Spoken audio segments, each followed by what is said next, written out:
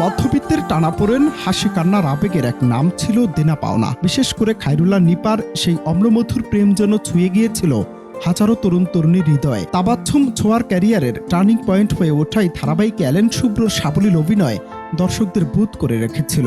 কিন্তু হঠাৎ করেই ১২৪তম পর্বে এসে নাটকের সমাপ্তি ঘোষণায় মন ভেঙেছে ভক্তদের। সবার মনে একটাই প্রশ্ন ছিল, নিপাকে শেষ পর্যন্ত তার প্রিয় মানুষ খায়রুলকে জীবনসঙ্গী হিসেবে পাবে, নাকি ভাইয়ের জেদ আর পরিস্থিতির চাপে অপূর্ণী থেকে যাবে তাদের এই সুন্দর রসায়ন? খায়রুল নিপার বিয়ে ব্যতীত এই গল্পের সফলতা কোথায়? কারণ গল্পের সবচেয়ে আলোচিত অংশ ছিল খায়রুল নিপাকে ঘিরে।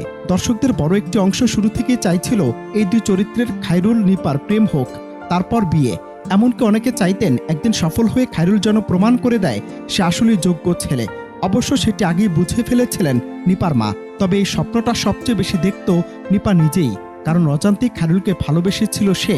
আর শহীদের সংসারে ভাঙন, মায়ের চিকিৎসার জন্য বাড়ি বিক্রি, এসব নাটকীয় ঘটনা যতটা না কষ্ট দিয়েছে, তার চেয়ে বেশি প্রশ্ন উঠেছে একটাই, তাহলে খায়রুল নিপার পরিণতি কি? দর্শকদের সে হাজারো প্রশ্নের ফিরে এবার এলো দুর্দান্ত খবর। নিপার খায়রুল ভক্তদের জন্য পরিচালক KM সোহাগ রানা নিয়ে আসছেন এক বিশেষ চমক। আসন্ন ঈদ উল ফিতরে 7 পর্বের বিশেষ আয়োজনে আবারও পর্দায় ফিরছে সবার প্রিয় দেনা পাওনা। 2024 সালের নভেম্বরে শুরু হওয়া এই যাত্রা ড্রয়িং রুম থেকে ইউটিউব কমেন্ট বক্স সবখানেই ছিল আলোচনার শীর্ষে। বিশেষ করে শহীদুজ্জামান সেলিম এবং মুসাফির সৈয়দ বাচ্চুর অনবদ্য অভিনয় নাটকটিকে দিয়েছিল এক অনন্য মাত্রা। তাই দর্শকদের ভালোবাসা টানিয়ে এই ঈদ স্পেশাল আয়োজনের সিদ্ধান্ত নিয়েছে নির্মাতারা। পরিচালক জানিয়েছেন এই বিশেষ আয়োজনের গল্প মূল ধারাবাহিকের চেয়ে কিছুটা ভিন্ন হলেও এতে থাকতে পারে দর্শকদের দীর্ঘদিনের প্রতীক্ষার অবসান। গুঞ্জন শোনা যাচ্ছে এই ঈদ স্পেশালি হয়তো রাজকীয়ভাবে হতে পারে খায়রুল আর নিপার বিয়ে।